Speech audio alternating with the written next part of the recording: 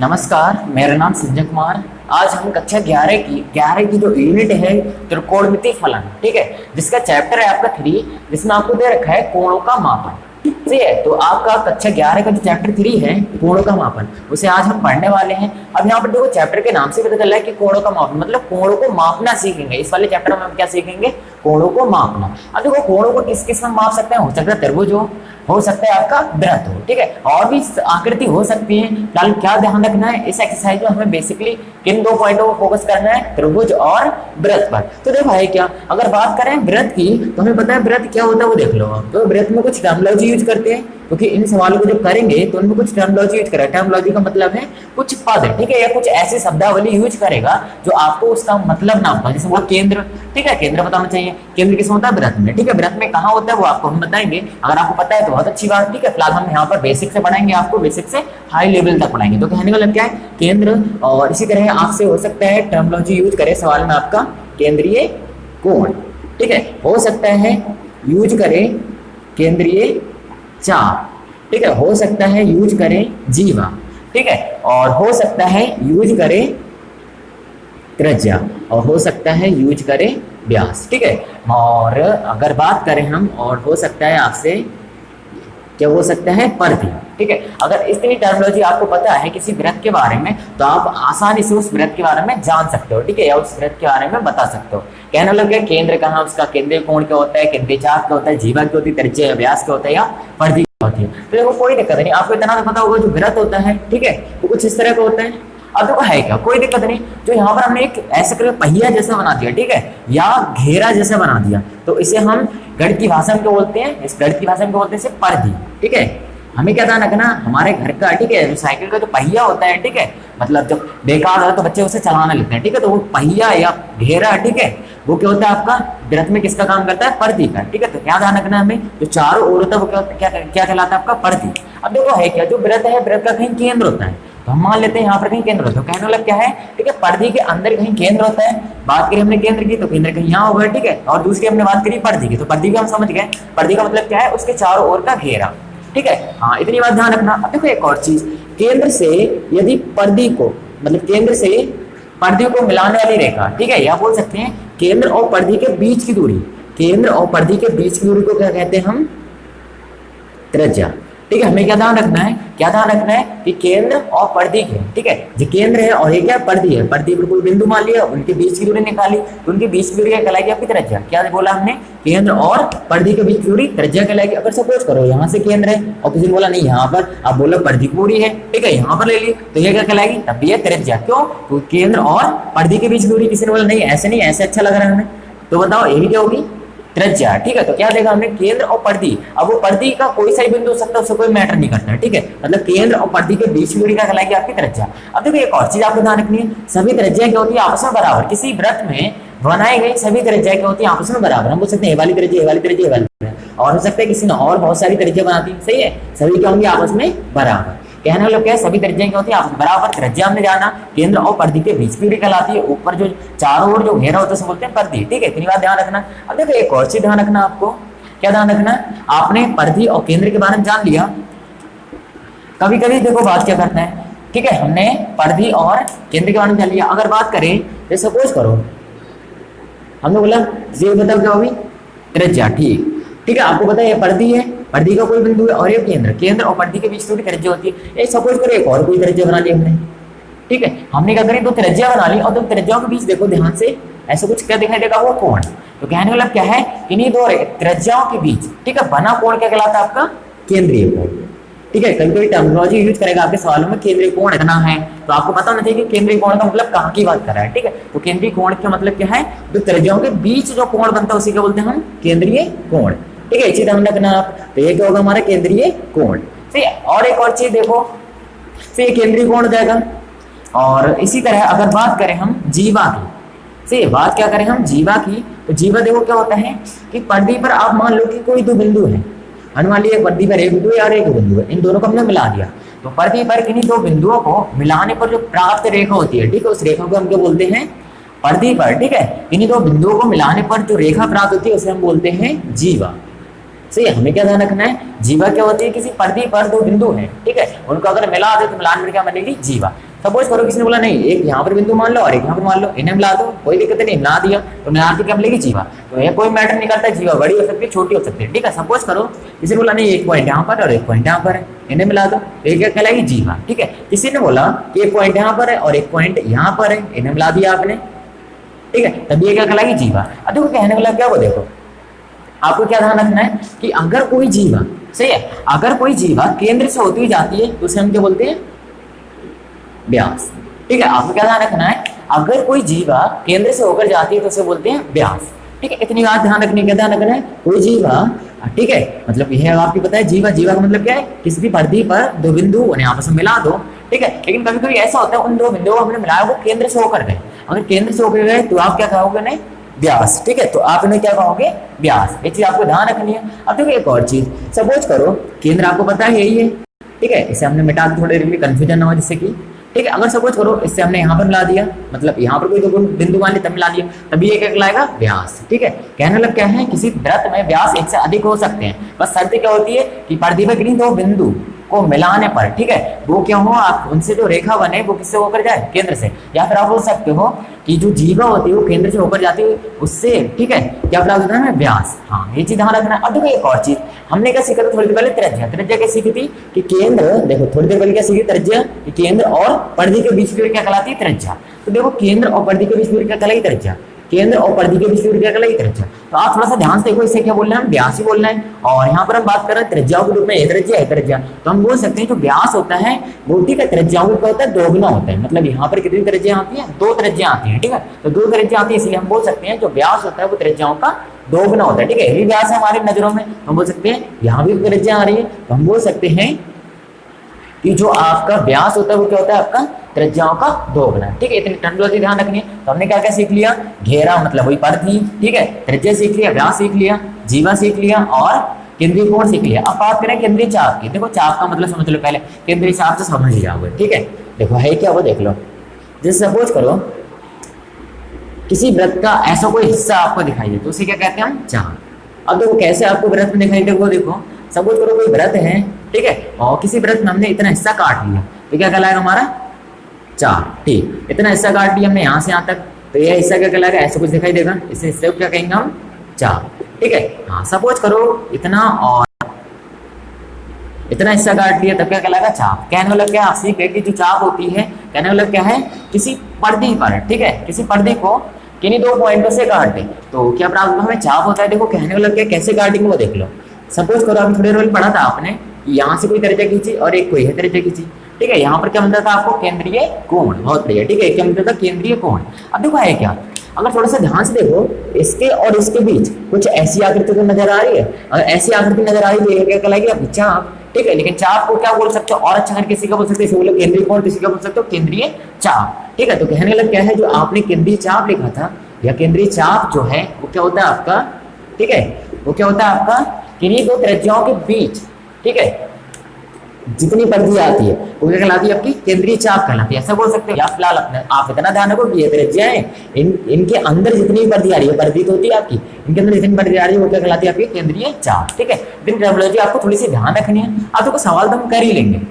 अब सवाल पर अगर आए हम तो सवाल में देखो क्या होता है, इन वाले सवालों करने से पहले होता है क्या है, हम इसे कर इतनी बात क्यों जानना है, क्योंकि हमें भूमिका तैयार करनी। मतलब अगर आप युद्ध लड़ने जाते हो तो आपको हथियारों का ज्ञान होना आवश्यक है। अगर हथियारों का ज्ञान होना आवश्यक, अगर आपको हथियारों का ज्ञान नहीं है, ठीक है, तो हो सकता है आप युद्ध में परास्त हो सकते हो, ठीक है, या हो सकता है आप युद्ध के लड़ने के लायक ही ना बनो, ठीक है। फिलहाल कहने का मतलब क्या है कि ऐसे कुछ आपका सवाल है, सवाल को करने से पहले कुछ टर्मिनोलॉजी पता होनी चाहिए और उसके साथ साथ इसके कुछ, ठीक है, उसमें क्या क्या चीजें यूज होती हैं या फिर उसमें क्या क्या सूत्र यूज होते हैं, ठीक है, या क्या क्या हमसे पूछा जा सकता है, ठीक है।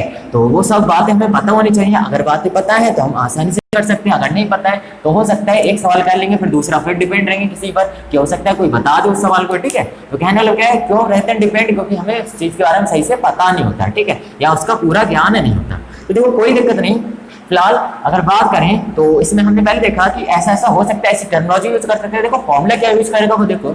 अगर सपोज करो, आपको ध्यान क्या रखना, वो देखो आपको ध्यान रखना है, यह होता है, क्या होता है कि 1 डिग्री, ठीक है, ऊपर अंश है, जैसा हिंदी बोलते हैं अंश, एक अंश बोल सकते हैं या 1 डिग्री, ठीक है, और ये किसको बताता है, कोण को। ठीक है, विधान रखो। अगर हमने बोला कि 1 डिग्री का मतलब क्या है, एक अंश। एक अंश कोण जो होता है आपका, हम यहाँ पे लिख सकते हैं, एक अंश कोण जो होता है वो किसके बराबर होता है आपको, पाई/180 अंश। ठीक है, ये चीज ध्यान रखना। और पाई/180 अंश रेडियन। ठीक है, ये चीज ध्यान रखना। क्या ध्यान रखोगे, क्या होता है, 1 डिग्री कोण जो होता है वो किसका बराबर होता है, पाई/180 अंश रेडियन। ठीक है, हाँ, होता क्या है, आप इन सवालों को करोगे तो इन सवालों को करोगे क्या, आपसे पूछा जाएगा कोई कोण दे रखा होगा, उस कोण को किस में चेंज करना है आपको, रेडियन में। ठीक है, किसी कोण को जब रेडियन में चेंज करते हैं तो कौन सा फॉर्मूला हमें ध्यान रखना चाहिए कि एक कोण की वैल्यू है पाई/180 अंश। ठीक है, या पाई/180 डिग्री रेडियन। ठीक है, ये चीज ध्यान रखना है, रेडियन और कोण में क्या रिलेशन होता है, कुछ ध्यान रखना है। अब देखो सपोज करो एक की वैल्यू अगर आपको पता है, कहने वाला क्या, कोई बोले आपसे, क्या बोले कि एक पेन आपका 2 रुपए मिल रहा है। ठीक है, एक पेन 2 रुपए में मिल रहा है। कोई पूछे आपसे बताओ 3 पेन कितने मिलेंगे, तो आप क्या करोगे, भाई आपको पता है एक पेन 2 का मिल रहा है तो 3 पेन कितने मिलेंगे, 6 के। मतलब आपने करा क्या होगा, देखो आपने क्या करा होता है कि एक की अगर वैल्यू आपको पता है तो उसको वहीं लिखते हो, जितनी की निकालनी होती है उससे गुणा कर देते हो। मतलब एक की वैल्यू पता है आपको 2, तो 3 की वैल्यू कैसे निकालो, 2 3 6, यानी 6 हो जाएगा, 6 रुपए मिलेंगे 3 पेन। कोई बोले 4 पेन बताओ, तो आपको कुछ नहीं करना होता, बस एक की वैल्यू तो आपको पता ही है, एक की वैल्यू है 2, तो 4 की वैल्यू बस 4 से गुणा कर देनी है, कितना हो जाएगी, 8 रुपए। कोई बोले नहीं 50 की वैल्यू बताओ, ठीक है, 50 रुपए, वो सॉरी 50 पेन जो है वो कितना रुपए खरीदोगे, तो आप क्या बोलोगे, 2 की गुणा हम किससे कर देंगे, 50 से पता कर लिए कितने रुपए खर्च होंगे आपके। ठीक है, कोई बोले नहीं 1000 की पता करो, तो आप क्या करोगे, 1000 गुणा 2, मतलब यहाँ पे कितना आ जाएगा आपका 2000। नहीं, कोई बोले x की गुणा करो, सॉरी पता करो कि x पेन कितना रुपए मिलेंगे, तो कोई दिक्कत नहीं आती, क्योंकि x × 2 यानी कितना हो जाएगा 2x। कहने वाला क्या है, कोई फर्क नहीं पड़ता यदि आपको एक की वैल्यू पता है तो। ठीक है, अगर एक की वैल्यू पता है फिर आपसे पूरे मोहल्ले की वैल्यू पूछे, पूरे मोहल्ले की वैल्यू निकाल सकते हो। मतलब 3 की वैल्यू पूछे 2 की गुणा 3 से कर दी, 4 की वैल्यू पूछे 4 की गुणा 2 से कर दी, 50 की वैल्यू 50 की गुणा 2 से कर दी। 2 से क्यों कर रहे हैं, क्योंकि एक की वैल्यू पता है। अगर एक की वैल्यू पता है तो हम पूरे मोहल्ले की वैल्यू निकाल सकते हैं। ठीक है, ये चीज ध्यान रखना। तो ऐसे कुछ यहाँ पर 1000 की वैल्यू निकालनी तो 1000 की गुणा 2 से कर दी। ठीक है, ये चीज ध्यान रखना कि अगर एक की वैल्यू पता है सबकी वैल्यू निकाल सकते हैं। ठीक है, हाँ, तो देखो ऐसे कुछ यहाँ पर, यहाँ इस चीज को समझाने का मतलब क्या होगा, देख लो। अगर बात करें हम इस सवाल की, हमें पता है एक अंश कोण का मतलब क्या होता है, पाई/180 रेडियन। ठीक है, कोई बोले आपसे, क्या बोले कि बताओ 30 अंश कोण कितने रेडियन के बराबर होगा। क्या बोला आपसे, बोला 30 अंश कोण कितने, 30 अंश कोण कितने रेडियन के बराबर। कोई दिक्कत नहीं, आपको पता है एक की वैल्यू कितनी है, इतनी। थोड़ी देर पहले क्या सिखाया गया आपको कि अगर एक की वैल्यू 2 तो 50 की वैल्यू बोले तो आपको क्या करना है, बस सोचना नहीं कुछ, 50 गुणा 2 कर देना है। मतलब जितनी की वैल्यू पूछे उसकी गुणा किसे कर देनी है, जो एक की वैल्यू होती है। तो यहाँ पर 2 लिखा हमने और यहाँ पर 50 लिखा। तो ऐसे कुछ हम यहाँ पर लिखेंगे, 30 की वैल्यू तो पूछा है, कोई दिक्कत नहीं, 30 लिखेंगे, गुणा एक की वैल्यू कितनी होती है बताओ, सेम इसी की तरह कर रहे हैं। एक की वैल्यू है 2 लिखा, और यहाँ जितनी वैल्यू पूछा वो लिखता। तो हमें पता है 30 की वैल्यू पूछे 30 लिखा, और यहाँ जितनी की वैल्यू है पाई/180 क्या बोल सकते हैं, रेडियन। ठीक है, तो देखो हमने क्या सीखा, हमने यही सीखा कि अगर एक की वैल्यू पता तो हम पूरे मोहल्ले की वैल्यू निकाल सकते हैं। फिलहाल देखो है क्या, आपके सवाल में पूछा था 30 अंश कोण कितने का बराबर होगा। आप बोल सकते हो 30 अंश कोण जो है या 30 डिग्री जो कोण है वो होगा आपका 30 गुणा, ठीक है, क्या बोल सकते हो, 30 गुणा पाई/180 रेडियन। इसे आपको काटना भी आता है, आपको पता है, मतलब 0 से 0 काट लो, ठीक है, अपने हिसाब से काट लेना, 0 0 काटो 18 बचेगा। फिलहाल हम 30 से डायरेक्ट काट दें तो 30 छक्का कितना होता है, 180। ठीक है, 0 0 काट लिया, 3 बचेगा, 3 छक 18, ऐसे भी कुछ बोल सकते हो। देखो है क्या, अगर आप इसे काटोगे तो काटने में देखो क्या मिलेगा आपको, आप बोल सकते हो कि जो आपका 30 अंश कोण जो होगा, बताओ 30 अंश कोण जो होगा वो कितना होगा आपका, पाई/6 रेडियन। ठीक है, RAD भी लिख सकते हैं, ठीक है, या आप रेडियन पूरा ले सकते हो। ठीक है, अगर आपको ऐसा ना अच्छा लगे तो आप इंग्लिश हिंदी में भी लिख सकते हो, वो कोई दिक्कत नहीं। ठीक है, हाँ, होता क्या है, हमें ध्यान रखना है, कोण को हम रेडियन में बदल सकते हैं। कब बदल सकते हैं, जब पाई/180 से इंटू करें। ठीक है, क्यों, क्योंकि हमें पता है एक अंश की वैल्यू कितनी, पाई/180, 30 की पूछे तो 30 की गुणा कर देनी है। अगर सपोज करो बोलता 100 अंश की वैल्यू बताओ, तब आपको क्या करना होता, 100 अंश की वैल्यू पूछता, आप क्या लिखते हैं यहाँ पर 100 गुणा एक की वैल्यू कितनी होती है, पाई/180। ठीक है, आपको सोचना नहीं होता, मतलब अगर एक की वैल्यू पता है आप पूरे मोहल्ले की वैल्यू निकाल सकते हो। ठीक है, आपको पता है इसे हल कर लोगे, और हल करना वो जस्ट गुणा भाग कर ही लोगे। ठीक है, 2 पंजे 10, और फिर यहाँ पर कितना मिलेगा, 2 9 18, कुल मिला कितना आएगा 5 पाई/9 रेडियन। ठीक है, ऐसा कुछ बोल सकते हो। मतलब 100 की जगह 1000 पूछता है तब भी आपको यही करना, 1000 लिखते हैं और यहाँ जितना भी होता है वो लिखते हैं। ठीक है, तो कहने वाला क्या है, आपने क्या सीखा, अगर एक ही वैल्यू दे रखी है तो उसके आधार पर निकाल सकते हैं। फिलहाल आपको यही चीज आपको ध्यान रखनी है, ये होती है। ठीक है, क्या होती है कि एक अंश कोण जो होता है वो किसके बराबर होता है, आपका पाई/180 रेडियन के इक्वल होता है। ठीक है, इसे नोट कर लो। इसे नोट करने के बाद हम इस पर आधारित बहुत सारे सवाल करने वाले हैं। ठीक है, अगर आप इसे सही से समझ पाओगे तो आप कितना भी कठिन सवाल हो उसे आसानी से कर सकते हो। अगर देखो बात करें, इसे लिख लिया होगा शायद आपने। अब देखो अगर बात करें, देखो प्रश्नावली जो 3 है इसमें आपका पहला क्वेश्चन जो है वो दे रखा है आपको, फर्स्ट क्वेश्चन दे रखा है आपको, निम्नलिखित कोणों को रेडियन में परिवर्तित कीजिए। ठीक है, क्या बोला है, निम्नलिखित कोणों को रेडियन में परिवर्तित कीजिए। अगर देखो इन्हें रेडियन में परिवर्तित करोगे तो इसमें आपको पहले का ए सवाल दे रखा है। ठीक है, ए करके लिखा है इसने, हाँ ए लिखा है, उसमें लिखा है 30 अंश। देखो थोड़ी देर पहले कर चुके हो। आपसे बोला, क्या बोला कि निम्नलिखित जो कोण लिखे हैं सही है उन्हें आपको रेडियन में परिवर्तित करना है, कोई दिक्कत नहीं। पहला मिला आपको 30 अंश या 30 अंश कोण मिला। ठीक है, तो आप इसे चेंज करोगे रेडियन में, आपको पता है आप क्या लिखोगे, पहले लिखोगे इस, हम जानते हैं। ठीक है, ऐसे लिख सकते हो, कोई दिक्कत नहीं। होता क्या है, जितना अच्छा करके लिखते हो ठीक है उतने अच्छे नंबर मिलने के चांस होते हैं। या फिर होता क्या है, जो चेक करता है वो बड़ा खुश होता है कि बच्चा जो है एक्स्ट्रा ऑर्डिनरी है। ठीक है, भीड़ में नहीं दौड़ रहा है। फिलहाल हम जानते हैं कि ऐसा कुछ लिखेंगे, तो देखो हम जानते हैं कि ऐसा कुछ लिख सकते हैं। और फिर हमें पता है, हम क्या जानते हैं कि हम जानते हैं कि जो एक अंश कोण जो होता है बताओ किसके बराबर होता है, 1/, कितना होता है, पाई/180 अंश रेडियन। ठीक है, ऐसा कुछ होता है, ये चीज हमें ध्यान रखनी है। क्या ध्यान रखना है कि हम जानते हैं एक अंश कोण जो होता है पाई/180 रेडियन होता है। बता दिए कि देखो हमें इतनी नॉलेज है।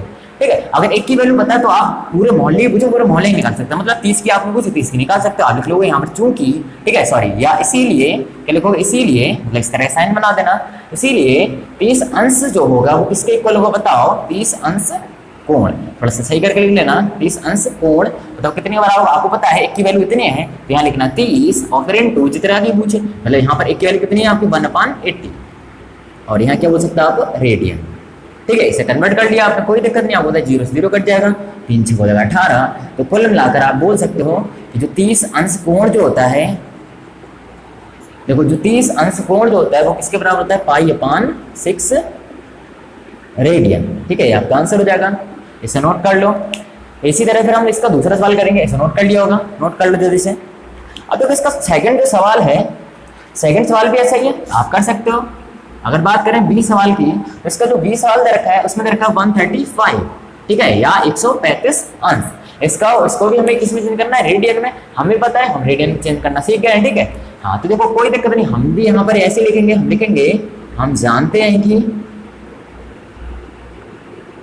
हैं कि क्या जानते हो आप जानते हो कि जो एक अंश जो होता है, ठीक है, या एक अंश कोण जो होता है बताओ किसके बराबर होता है, पाई/180 अंश रेडियन।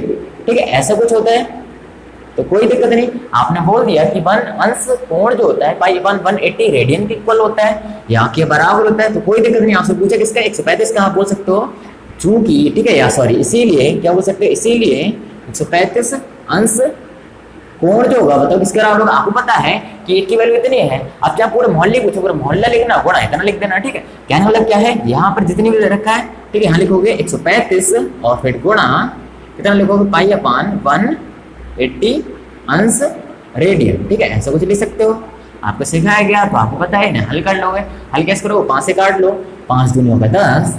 ठीक है, आपको पता ही है 5 दूनी 10 होगा, बचेगा कितना, 3 हो गया 35, 5 7 35, शायद काटना आता होगा आपको।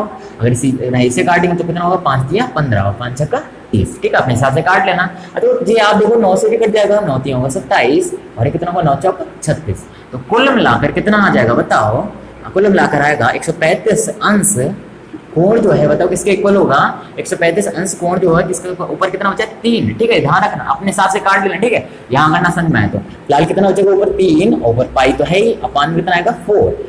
फिर क्या लिखोगे आप, रेडियन। ठीक है, ये आपका आंसर हो जाएगा। इसी तरह देखो इसका यदि हम सी पार्ट करें तो सी पार्ट देखो इसमें क्या दे रखा है, आपका सी पार्ट में दे रखा है 90 अंश। इसे भी कर सकते हो, आप समझ ही गए कि करना क्या है। ठीक है, हाँ तो कोई दिक्कत नहीं, यहाँ पर तीसरा करा रहा है, फिर आपका इसके बाद हम आपका ई और एफ वाला करा देंगे, ठीक है। बकाया आपका जो डी वाला बचा है, ठीक है, वो खुद करना। अगर इसे करें तो बताओ कैसे करेंगे, खुद करने की कोशिश करना, बताओ लिखेंगे, बताओ। हाँ हम जानते हैं कि, ठीक है, आप लिखोगे हम जानते हैं कि, आप क्या जानते हो, आप जानते हो कि जो 1 अंश कोण जो होता है वो किसके बराबर होता है, आपका पाई/180 अंश रेडियन, ऐसा कुछ आप जानते हो, बहुत बढ़िया, ठीक है। तो आपको पता है, आप लिखोगे यहाँ पर इसीलिए क्या लिखोगे, 90 अंश जो होगा, ठीक है, या 90 अंश कोण जो होगा वो तब किसके बराबर होगा भाई, 90 अंश गुणा पाई/180 अंश, और इधर क्या लिखोगे आप, रेडियन, ठीक है। ध्यान रखना ये क्या होता है, इसका मात्रक होता है, ठीक है, मतलब कोण को हम रेडियन में चेंज कर रहे हैं, ठीक है।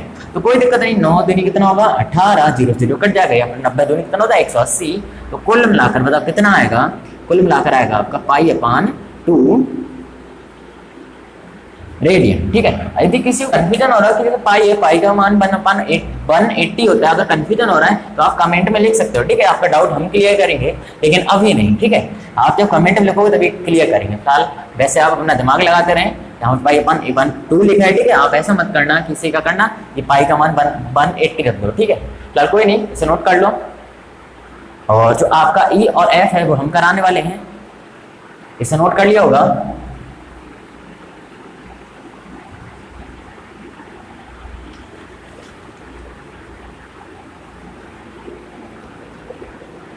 अब देखो इसी तरह इसका जो सवाल दे रखा है आपका ई वाला, ठीक है, ई वाला सवाल करेंगे हम, जिसमें आपको दे रखा है 62 अंश 30 मिनट, ठीक है, ध्यान रखना क्या दे रखा है आपको, आपको दे रखा है 62 अंश और 30 मिनट, ठीक है, ऐसा कुछ दे रखा है। देखो है क्या, अभी तक हम देख रहे थे खाली अंश में दे रखा होता था मान, ठीक है, या कोण का जो मान है केवल अंश में दे रखा होता है या डिग्री में दे रखा होता, लेकिन यहाँ पर क्या दे रखा है साथ में, देखो एक और चीज ध्यान रखो, यहाँ जो डैश लगा होता है इसका मतलब होता है मिनट, डबल डैश होता है इसका मतलब होता है सेकंड, से ये चीज ध्यान रखना, मतलब डबल डैश को बोलते हैं सेकंड और एक डैश को बोलते हैं मिनट, ठीक है। तो हम इसे क्या कर सकते हैं फिलहाल 62 अंश 30 मिनट। हाँ अब देखो है क्या वो देख लो, आपको क्या ध्यान रखना है, आपको यह ध्यान रखना है कि जो एक अंश होता है, अगर कोई बोले एक अंश को चेंज करो मिनट में, तो आप क्या बोल सकते हैं एक अंश जो होता है वो किसके बराबर होता है 60 मिनट के बराबर होता है, ठीक है। इस चीज आपको ध्यान रखनी है, क्या ध्यान रखना है कि एक अंश कोण जो होता है वो 60 मिनट के बराबर होता है, ठीक है, इतना ध्यान रखना, सही है। हाँ अब देखो है क्या, अगर बात करें यहाँ पर इसका आधा कर दें तो इसका भी आधा करना पड़ेगा, तो बोल सकते हैं जो आधा अंश होता है वो किसके बराबर हो जाएगा 30 मिनट, ठीक है, ऐसा कुछ बोल सकते हैं। तो कहने का मतलब क्या है, यहाँ पर हम पहुंच सकते हैं, ठीक है, या फिर हम बोले तो अपनी भाषा में बोल सकते हैं 30 मिनट का मतलब क्या, आधा कोण, ठीक है, या आधा अंश, तो इसे क्या बोल सकते हैं 62.5 अंश, ठीक है, या मतलब 62 और आधा अंश, ठीक है, ऐसा ही बोल सकते हैं। तो कहने का मतलब क्या, हमें क्या ध्यान रखना है, फिलहाल कहीं नोट बना के लिख लेना है, ठीक है, नॉलेज के लिए आपको यहाँ लिख लेना, कहीं क्या लिखोगे कि जो आपको पता है एक अंश कोण जो होता है बताओ कितने मिनट के बराबर होता है 60 मिनट, ठीक है, ऐसा कुछ लिख लेना कि, या आप लिख लेना एक अंश जो होता है 60 मिनट के बराबर होता है, तो कोई दिक्कत नहीं। जब एक अंश 60 मिनट के बराबर होगा तो बताओ 30 मिनट कितने बराबर, कोई दिक्कत नहीं, हमें पता है 60 को 30 बनाने कैसे बनाएंगे, 2 से भाग कर देंगे, तो यहाँ भी 2 से भाग करनी पड़ेगी, तो हम बोल सकते हैं, क्या बोल सकते हैं कि जो आपका 30 मिनट होगा वो बताओ किसके बराबर इक्वल होगा, हाफ अंश के बराबर हो, तो कोई दिक्कत नहीं। अगर थोड़ा सही करके लिखें तो हम इसे क्या लिख सकते हैं, हम लिख सकते हैं 62 अंश 30 मिनट। इसे बताओ और क्या लिख सकते हैं, हम इसे लिख सकते हैं 62 अंश, सॉरी ऐसा कुछ लिख सकते हो, बताओ क्या हम इसे ऐसे लिख सकते हैं। अगर ये बात हजम ना हो रही है तो आप कमेंट में लिख सकते हो, ठीक है, यहाँ पर डाउट हो रहा था, हम आपके डाउट को क्लियर करेंगे। कल अभी आप ऐसे देखो क्या देखा हमने बताया आपको 30 मिनट जो उसका मतलब क्या हाफ अंश, तो हम बोल सकते हैं 62.5 अंश, 62.5 कैसे लिखेंगे, 62.5 लिखा ऊपर अंश लगा दिया, ठीक है। अब देखो एक और चीज़ है, और अच्छा करके लिख सकते हैं, कैसे लिख सकते हैं, 2 दिन होता है कितना होता है, 2 दिन कितना होता है 4, ठीक है, और 2 छंग 12, आपको पता है इस किससे गुणा करते हो, इससे जोड़ते हैं, वही करना चाह रहे हैं हम यहाँ पर, ठीक है। तो देखो कोई दिक्कत नहीं, सरल भिन्न में बनाना चाह रहे कहने लगे ये है, तो 2 दिन 4 हो जाएगा, ठीक है, और 2 छंग 12 और प्लस कितना लिखते हो 1/2, ठीक है, और बाहर क्या चल रहा है आपका अंश, और अच्छा करके लिखो तो कितना हो जाएगा 125 अंश डिवाइड बाई 2, ठीक है, ऐसा कुछ बोल सकते हो। आप क्या बोल सकते हो कि जो आपका 62.5 अंश है, ठीक है, या 62 डिग्री 30 मिनट है, इसे हम क्या बोल सकते हैं 125/2 अंश, ठीक है, कैसे बोला हुआ आप यहाँ पर ध्यान रख लेना, ठीक है। हाँ तो देखो कोई दिक्कत नहीं। तो हमने देखा इससे हम ऐसे भी लिख सकते हैं, ऐसे क्यों लिखा वो भी देख लो। ऐसे इसीलिए लिखा क्योंकि हमें अंश में चेंज करना था, क्योंकि हमें पता है जितने भी हम मान करेंगे वो सब अंश में होते हैं ना कि मिनट में। तो मिनट के वाले को हमने जबरदस्ती क्या में कर लिया, अंश में। ठीक है, कैसे कर लिया, क्योंकि एक रिलेशन होता है, रिलेशन यही होता है कि जो एक अंश होता है उसमें कितने मिनट होते हैं, 60 मिनट होते हैं। ठीक है, उसके आधार पर हमने बोल दिया कि भाई एक मिनट, एक अंश में 60 मिनट होंगे, तो बताओ 30 मिनट में कितने होंगे, आधा अंश होगा। ठीक है, मतलब इसका आधा करें तो इसका आधा करना पड़ेगा, ऐसे कुछ बोल सकते हैं, तो कोई दिक्कत नहीं। अब हम बताइए हम क्या लिखेंगे, यहाँ पर लिखेंगे चूंकि, ठीक है, या सॉरी इसीलिए, मैं लिख सकता हूँ इसीलिए एक अंश कोण जो होता है बताओ किसके बराबर होता है, पाई अपान 180। ठीक है, हर बार लिखना होगा आपको, एक चीज ध्यान रखना, 180 रेडियन, ऐसा कुछ है, क्योंकि आपके हिसाब से हर सवाल आपके लिए नया है। ठीक है, और जो कॉपी में लिखोगे ऐसे सीख तो चुके ही हो। ठीक है, फिलहाल कोई दिक्कत नहीं। एक अंश कोण जो है पाई अपान 180 रेडियन के इक्वल होता है, तो आप बोल सकते हो कि जो आपका 125/2 अंश जो है वो वो किसके कोण जो है वो कितने रेडियन के इक्वल होगा। आपको कुछ नहीं करना, बस इससे गुणाई तो करनी है, पूरा मोहल्ले देखो, पूरे मोहल्ले से गुणा कर देते हैं। ठीक है, कोई दिक्कत नहीं। आप लिखा है यहाँ पर इतना अंश और इंटू कितना लिखोगे, पाई अपान 180, मतलब इधर एक की वैल्यू लिखनी होती है और इधर वो लिखना होता है जितनी वैल्यू निकालनी होती है, और इधर मात्रक जो रखा वो लिख देना है। तो कितना रखा है आपको, रेडियन। ठीक है, रेडियन रखा है, तो कोई नहीं ना, जब हल करोगे तो हल कैसे करोगे, आपको पता है क्या पता है, 5 से 125 से कट जाएगा तो काट दो, तो 5 दूनी होगा 10 और 5 25, हमने 5 से काट दिया, 5 दिया 15 और 5 6 30, ऐसा कुछ मिलेगा। ठीक है, हाँ अब देखो है क्या, ऐसा कुछ मिला। अब देखो कुछ और कट रहा है क्या, अगर नहीं कट रहा तो मत काटो, ऐसे लिख दो। आप लिखोगे यहाँ पर क्या लिखोगे, 25 पाई डिवाइड बाई 36 दिन कितना होगा, 72। ठीक है, ऐसा कुछ बोल सकते हो, तो यही क्या हो जाएगा आपका आंसर हो जाएगा, इसे नोट कर लेना। इसी तरह देखो इसका नेक्स्ट सवाल करेंगे, इसे नोट कर लेना जल्दी से, शायद कर लिया होगा आपने नोट। अगर देखिए नेक्स्ट सवाल जो है मतलब आपका नेक्स्ट सवाल जो है एफ, इसे हम करेंगे, लेकिन इसे करने से पहले कुछ चीजें हमें पता होनी चाहिए। क्या पता होनी चाहिए, जैसे कि हमें पता है कि एक अंश कितने मिनट के बराबर होता है, बताओ।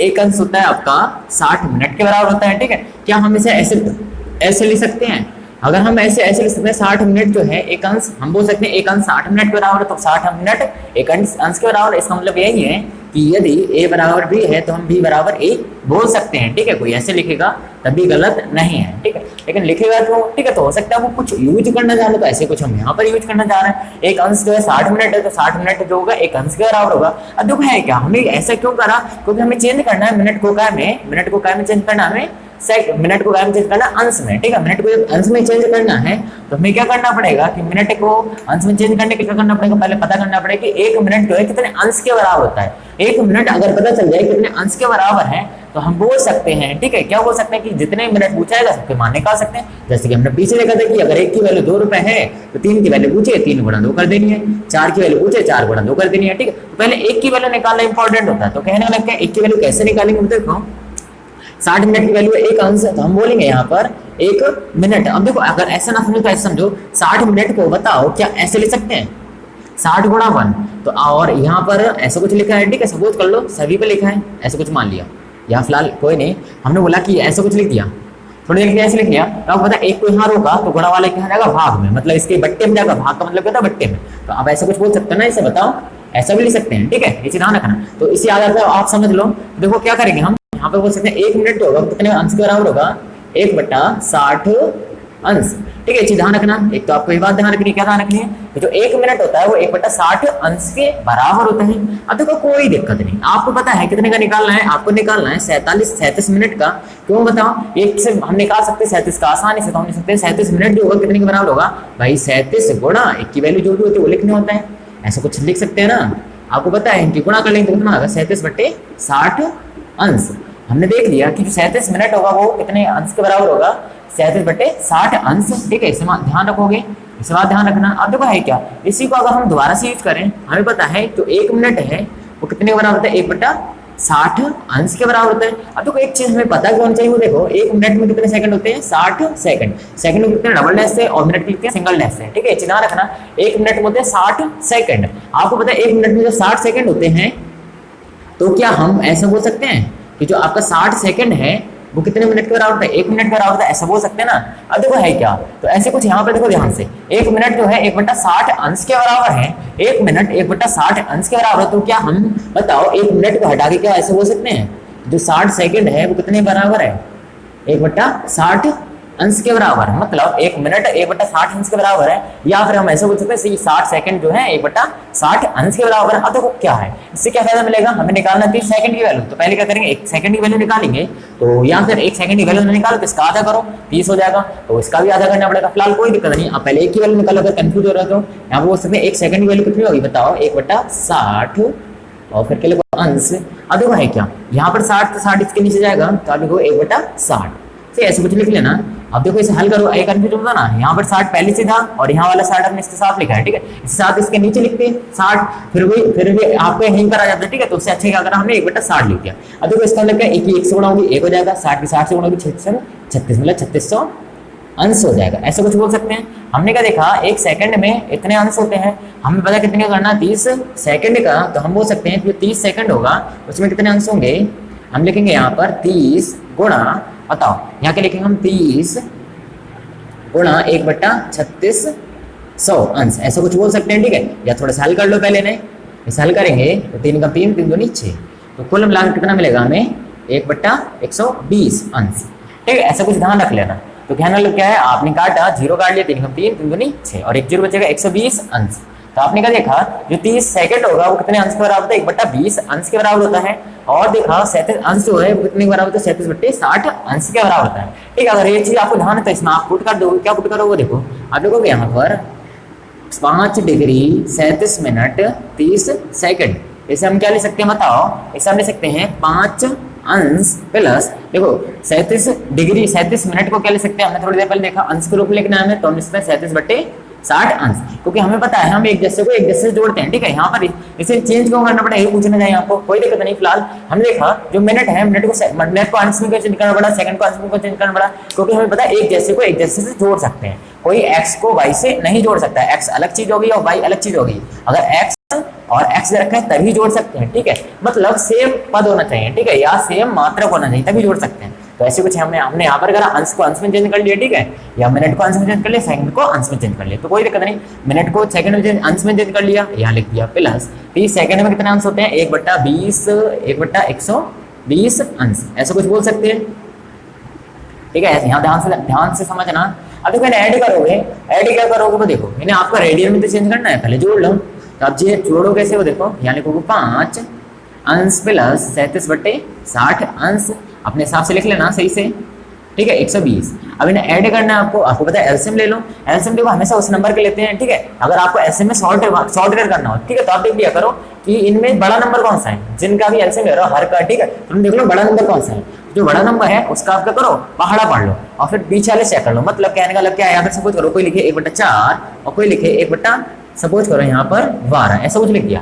से आपसे पता करना हो कि इनका एलसीएम कितना है, तो कोई दिक्कत नहीं, आप क्या बोलोगे, यहाँ पर बड़ा कौन सा 12 12 का 12 कम 12, चेक करो कि 4 के बारे में आता है क्या 12, 4 के 12, अगर 4 के बारे में आता है और 12 के बारे में भी आता है 12, ठीक है, तो हम बोल सकते हैं कि हमारा एलसीएम कितना जाएगा 12, ठीक है। एक और देखो, अगर सपोज करो यहाँ पर लिखा होता किसी ने 12 और यहाँ सपोज करो किसी ने लिखा होता 16, ऐसा कुछ लिखा होता, तो कैसे चेक करते हैं, कोई दिक्कत नहीं है, सही वैसे करते। बड़ा कौन सा नंबर 16, 16 का 12 पढ़ो, 12 चेक करो, 16 कम 16, 12 के 12 16 नहीं आता, आगे बढ़ जाओ, 16 दिन 32, 12 के 12 में नहीं आता, 16 3 48, 12 के 12 में आता है, मतलब इसका एलसीएम कितना आएगा 48, ठीक है। मतलब बिना लिखे आप कर सकते हो, बस खाली क्या करना होता है, थोड़ा सा पहाड़ा पढ़ना होता है, ऐसे भी कर सकते हो। फिलहाल कोई दिक्कत नहीं है, क्या देखो इसमें भी ऐसे करने वाले हैं, यहाँ लिखा है 60, यहाँ लिखा है 120, तो 120 से कम 120, 60 दूनी 120, मतलब एलसीएम कितना आएगा 120, तो कोई दिक्कत नहीं। अब देखो इसके नीचे तो एक था, एक की भाग करोगे इसमें, ठीक है, तो 120 ही मिलेगा, 120 से गुणा करो 5 से, तो 12 पंजे हो जाएगा 60, ठीक है, 60 हो जाएगा, लेकिन एक जीरो इसका है, मतलब हमने करा पहले 12 गुणा 5 से करी, 12 पंजे 60 हो गया, एक जीरो थोड़ा था वो उड़ा दिया, तो 60 अंश 600 अंश हो जाएगा। ऐसे कुछ यहाँ पर एक जीरो से एक जीरो कट जाएगा, मतलब 120 में जब 60 से भाग दोगे कितना मिलेगा, 6 दूनी 12, तो कुल मिला के कितना मिलेगा 2, और 2 गुणा 37 तो कितना हो जाएगा 2 7 14 और 2 3 6 और 1 7, ठीक है। और ऐसे कुछ यहाँ पर लिखोगे तो 120 से कम 120 यानी 1 आ जाएगा। इन्हें जब ऐड करोगे तो कितना हो जाएगा बताओ, यहाँ हो जाएगा 75 और यहाँ पर है 600, तो कितना हो जाएगा 675 अंश बट्टे 120, ऐसे कुछ बोल सकते हो ना। तो कुल मिलाकर आपने क्या देखा, कुल मिलाकर आपने देखा 675 बट्टे 120 अनसिमिलरिटी कैसे हम कर सकते हैं 675/120 अंश। इसे थोड़ा सा और काटना चाहो तो काट सकते हो, 5 से कट जाएगा तो 5 से काटोगे तो 5 एकम 5 और कितना मिलेगा 5 एकम 5 बचेगा 1 होगा 17, 5 दिया 15 बचे 2 पचम 25। ऐसे कुछ यहाँ काटोगे तो 5 दूनी 10 और 5 चौक 20। ठीक है, तो कुछ कुल मिला के कितना मिलेगा 135/24। ठीक है, तो और इससे अच्छा करके लिख दो तो इसे लिख सकते हैं 135 अंश/24, ऐसा कुछ बोल सकते हैं। ठीक है, हाँ तो देखो कोई दिक्कत नहीं, इसे नोट कर लेना फिलहाल। हो सकता है आपने इसे नोट कर लिया हो, अगर इसे नोट कर लिया है तो देखो थोड़ा सा आगे और करेंगे इसे थोड़ा सा सॉल्व और करेंगे तो हम बोल सकते हैं इतना अंश है, इतने अंश को निकालना है रेडियन में चेंज करना है, तो हमें पता है, हम जानते हैं, यहाँ पे लिख लेंगे क्या जानते हैं, लेकिन यहाँ पर हम जानते हैं क्या जानते हैं कि जो एक अंश होता है वो कितने के बराबर होता है, या एक अंश कोण जो होता है बता कितने बराबर होता है 180 पाई/180 अंश रेडियन, ऐसे कुछ आपने याद करा है। ठीक है, तो कोई दिक्कत नहीं, एक अंश इतने बराबर है तो इतना तो अंश निकालना है, तो आप बोलोगे यहाँ पर 135/24 अंश कितने के बराबर होगा, तो कोई दिक्कत नहीं। हाँ तो आप क्या बोलोगे यहाँ पर, इसे ऐसे लिख दोगे 135/24 अंश गुणा, और यहाँ जो भी होता है वो लिखते हो पाई/180, और यहाँ क्या लिखोगे रेडियन, ऐसा कुछ बोल सकते हो। इन्हें हल कर लोगे, हल करना आता ही आपको, इसे काट लो 5 से, 5 3 हो जाएगा 15, सॉरी 5 2 हो जाएगा 10, बचेगा 3, 5 7 35 और 5 6 30, सॉरी 5 3 15 और 5 6 30, ऐसा कुछ मिलेगा। फिर देखो 9 3 27 और 9 4 36, कुल मिलाकर 3 कम 3 3 8 24, तो कुल मिलाकर कितना मिलेगा, ऊपर मिलेगा सिर्फ आपको पाई और नीचे मिलेगा 8 4 32, तो आप बोल सकते हो पाई/32 रेडियन। ठीक है, आंसर हो जाएगा, इसे नोट कर लो। अगर ना समझ में आया तो आप हमारे व्हाट्सएप लिंक से, ठीक है, आपका डिस्क्रिप्शन में जब जाओगे तो आपको व्हाट्सएप लिंक मिलेगा, उस पर आप ऐड हो सकते हो। ठीक है, उसमें ग्रुप दे रखा होगा, उसे आप क्लिक करोगे तो आप किसी व्हाट्सएप ग्रुप में पहुंचोगे, हमारे ग्रुप होगा। ठीक है, उसमें आप डिस्कस कर सकते हो, पर्सनली हमसे क्वेश्चन पूछ सकते हो। ठीक है,